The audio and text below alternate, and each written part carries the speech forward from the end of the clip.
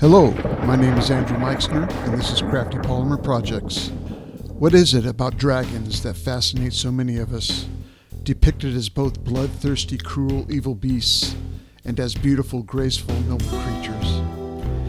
It may be that they reflect life in all of its ups and downs, and it may be that they reflect a bit of ourselves.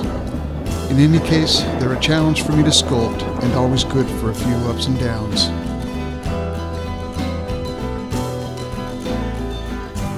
Beware when you start with a chunk of cinder block for the base of your sculpture. Anything can happen. But I saw this painting of a dragon by an incredible artist by the name of Sandra Staple, and I liked how it was sitting, almost like a dog. I felt it needed a heavy, solid base to keep it stable.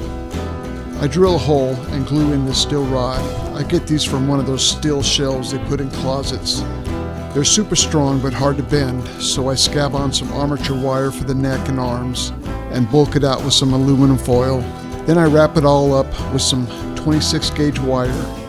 I use Gorilla Glue to help the base clay stick to the concrete, and then put a base layer on the dragon. The legs and tail are just more aluminum foil, but there are steel rods in the legs. My original plan was to cover it in the red skin, then use a homemade scale tool, but I just wasn't getting the look I wanted. So I'll be going with individual scales.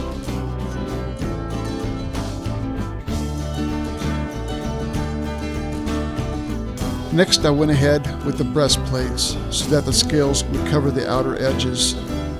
I kept them pretty simple and dulled the white clay by mixing in a bit of brown, then back to the red base layer.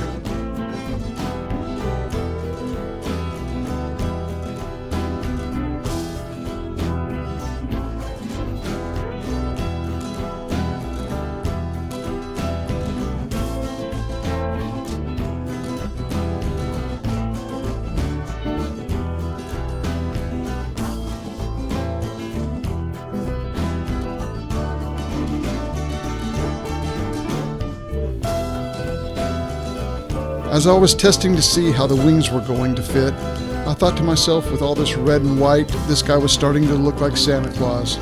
So I gave him a hat and a beard, and now he's Santa Dragon, sitting on top of a big pile of dragon dung. Putting individual scales is a slow, tedious process, but I love the way they look.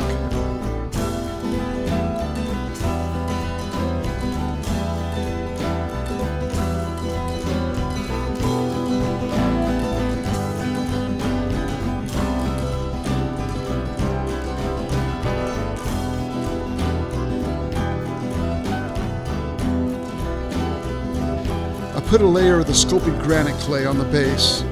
I'll darken it up in places using a little ground up pastel crayon mixed with Sculpey softener.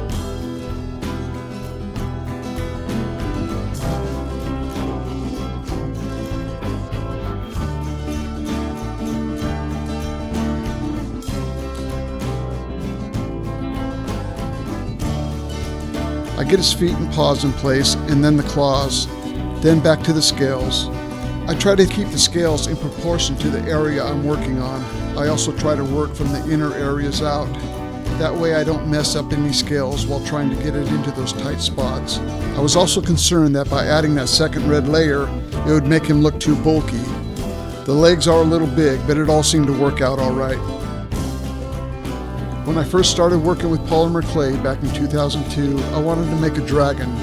My first attempt was a dismal failure. It looked like Barney the dinosaur and H&R Puff and Stuff got in a fight and they both lost. I was so discouraged I didn't even try to do another one for a couple of years.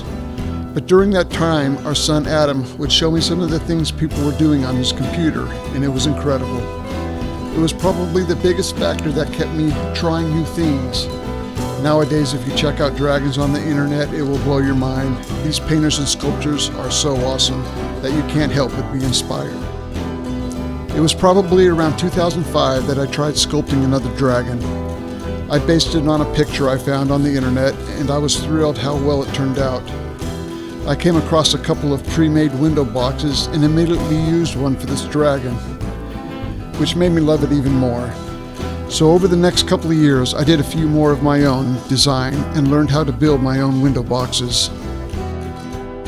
When I get back to his head, I go ahead and run spikes down his back and tail. I made up a bunch of these in various sizes and baked them, so all I have to do is pierce a hole, then just push them in using liquid Sculpty to glue them in.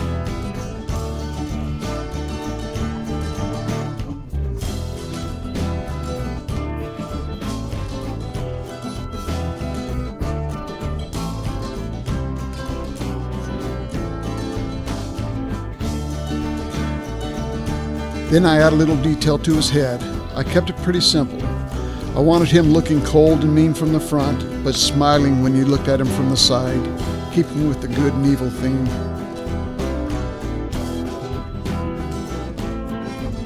And now the wings. I use this Active wire mesh by Activa for the base material, and I was impressed. It worked really well. I made up a rough template, then I transferred that onto the mesh. Then I used armature wire to create the bones in his wings. A brown base layer, then the final red layer.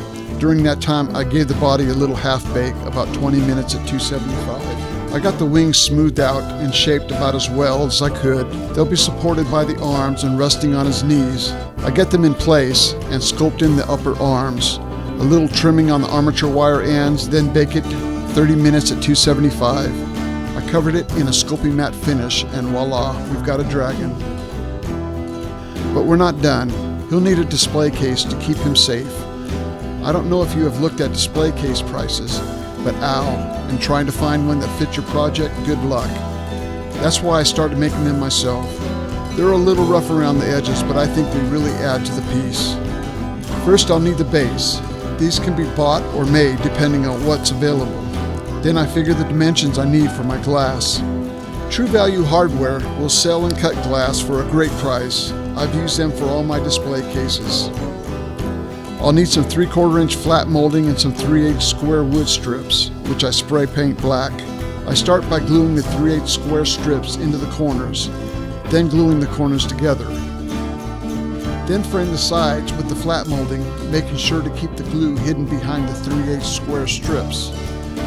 I should have been double checking my level. I got off a little at the top, a hair out of square as they say. I'll have to live with it because once they're set and glued, there's no changing it. I also got a lot of gluey fingerprints all over the glass, and it took me hours to clean. I'll have to figure something out next time I do one of these. Well, this one's in the books.